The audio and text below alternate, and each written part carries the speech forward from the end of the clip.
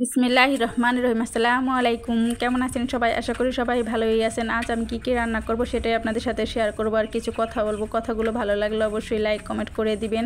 আমরা কিন্তু সবাই অনেক কষ্ট করে ভিডিও বানাই, আর ভিডিওটা বানিয়ে একজনের ভিডিও দেখলে কিন্তু আগাইতে পারবো। যদি আমরা চাই যে কারো ভিডিও দেখবো না, তাহলে কিন্তু কেউ আগাইতে পারবো না।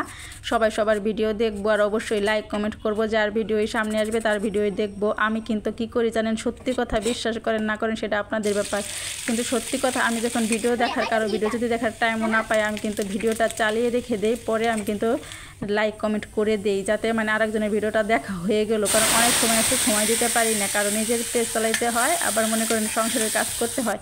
এই জন্য অন্যের ভিডিও, বড় বড় ভিডিওগুলো কিন্তু দেখার, রিলসটা যেরকম একটু দেখা যায়, কিন্তু বড় ভিডিওগুলো কিন্তু দেখার অনেক সময় আছে, সময় পাওয়া যায় না। আমি করি চালিয়ে রেখে দিয়ে তারপর মনে করেন অন্য একটা কাজে চলে গেলাম, তখন আমার ভিডিওটা মনে করেন দেখা হয়ে গেল, তখন আমি লাইক কমেন্ট করে দিয়ে দিই। আর এভাবে কিন্তু অনেক আগাইতে পারি। আর সবাই কিন্তু এরকম করবেন, দেখবেন অনেক ভালো হবে।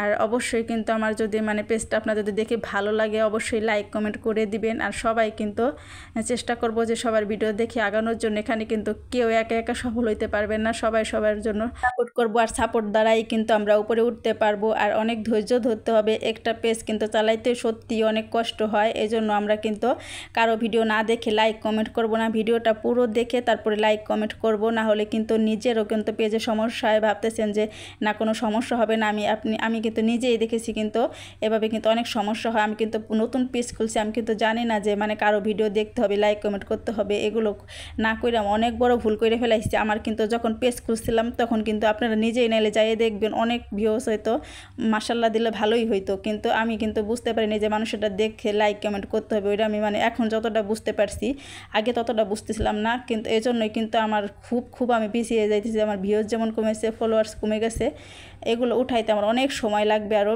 আমি এখন বুঝতে পারছি, এখন আমি সবাইটা দেখে লাইক কমেন্ট করি।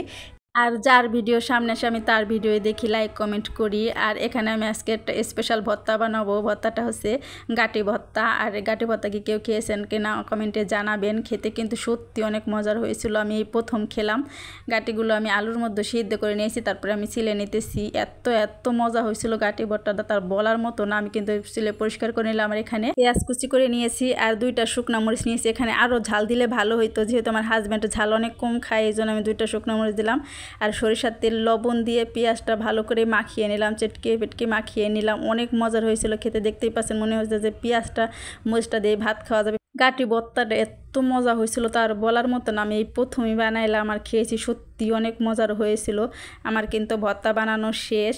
আল্লাহ হাফেজ, সবাই ভালো থাকবেন। আমার কথাগুলো কারো কাছে খারাপ লাগলে ক্ষমা দৃষ্টিতে দেখবেন।